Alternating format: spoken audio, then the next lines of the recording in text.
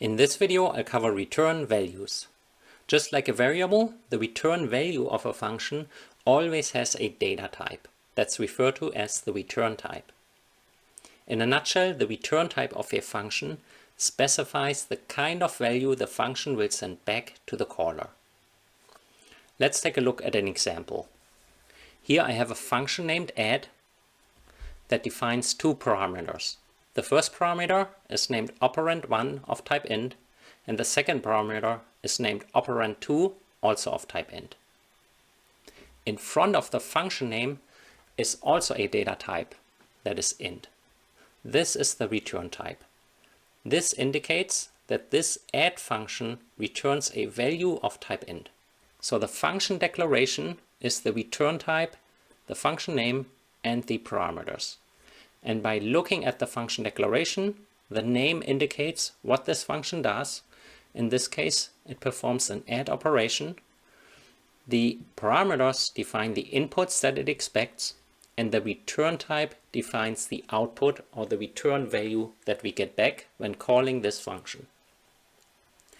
Now looking at the function body, we can see that it simply adds the two operands passed to it and stores the result in an integer variable named sum, and then the return statement returns the value that's stored in sum, and it returns it back to the caller. So in a nutshell, the return value is the output that a function sends back to the caller after execution. Down here you see an example of how I call this function. In this case it expects two inputs. I pass in 3 and 4. So 3 is assigned to operand 1, 4 is assigned to operand 2. It computes 3 plus 4, which is 7, and then returns 7 back to the caller, which is here. And then I assign 7 to result. So essentially, after this function executes, I do int result equals 7. Let's take a look at a coding example. In this program, I have two functions, the main function and a power function. The main function doesn't define any parameters, but it does have a return type of int. That means that the main function returns a value of type int.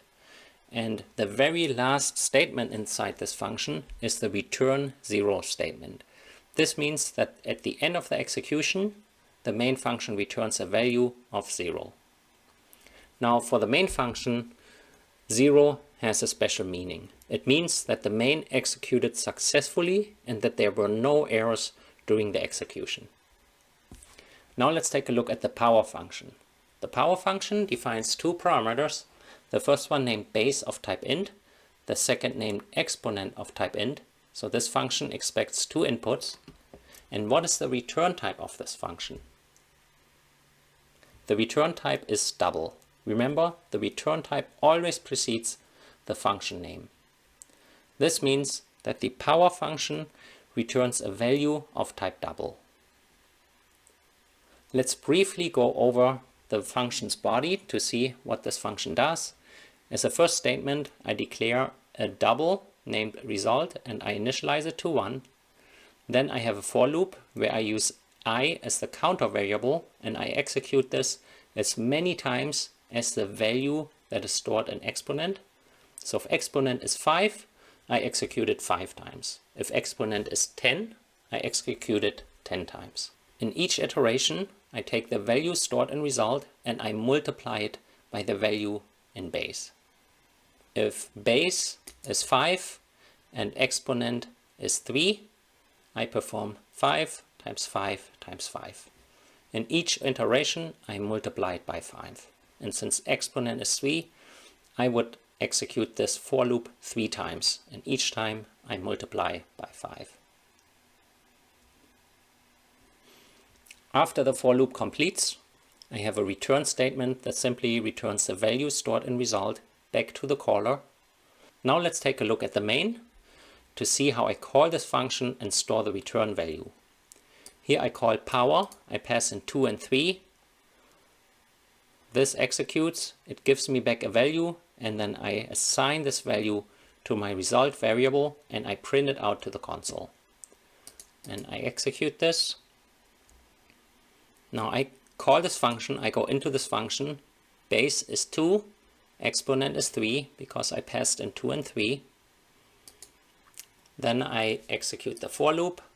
I do 2 times 2 times 2. This completes. Result is 8. I return 8 and assign 8 to result. And then I output it to the console. This is a double, so it outputs 8.0000.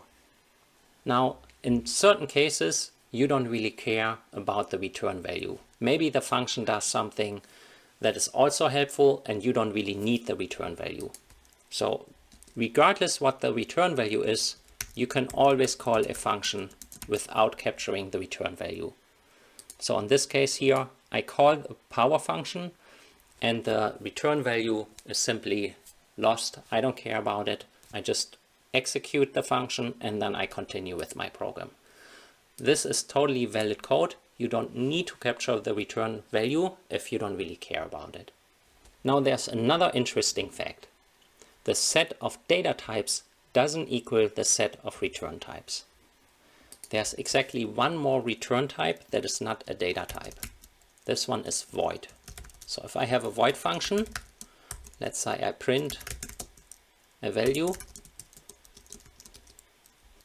and I move this statement inside the function, and then I call the function from here, print result. This should be value. You can see this is a void function, and the return type void means this function does not return a value. I do not need any return statement.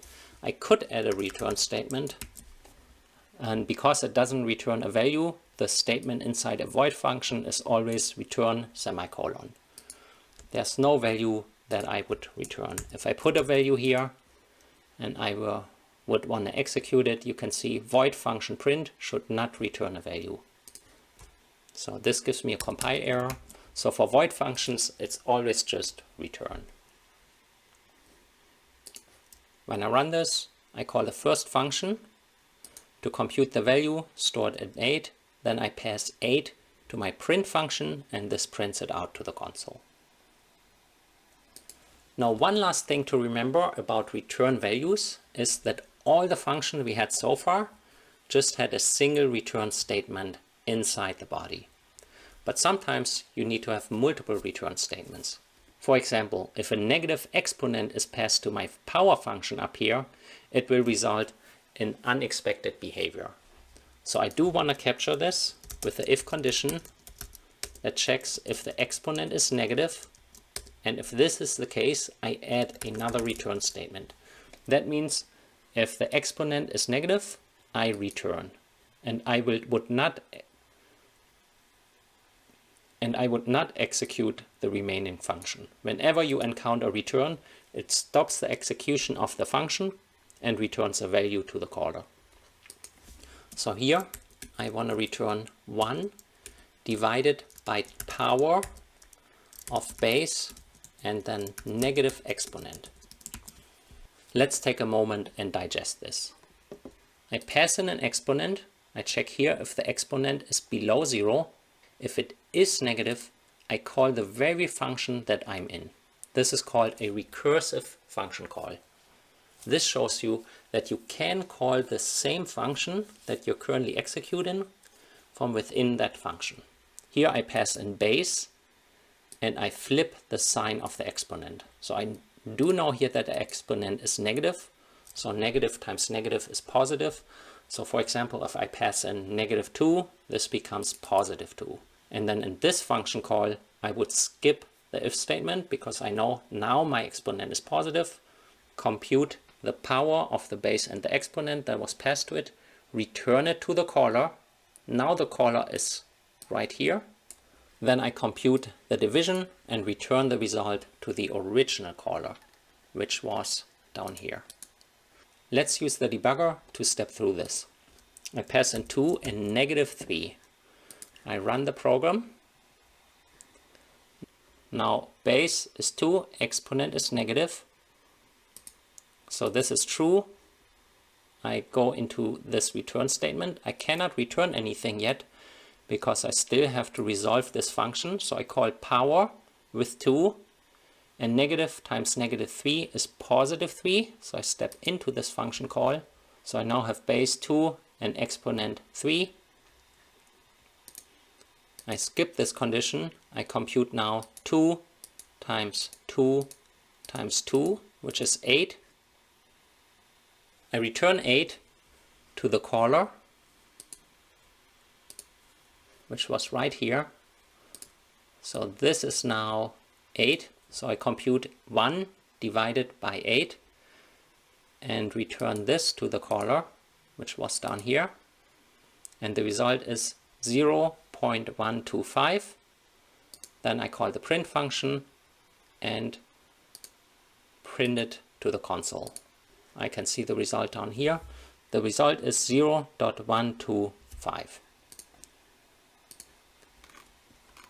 Now this showed you multiple things. You can have any number of return statements in your function. It doesn't have to be limited to a single return statement. It's important that all paths return a value. So if I say I wouldn't want to have the return statement down here, this gives me an error. This says that a non-void function, so anything that doesn't have void here as a return type, must return a value in all control paths. If this one is positive, I run down here, I reach the end of the function, and the compiler doesn't know what should I return in this case. So we do need a return statement down here. Now, besides having multiple return statements, we also showed you that you can call the very same function from within the function. It's very important though that the input is updated.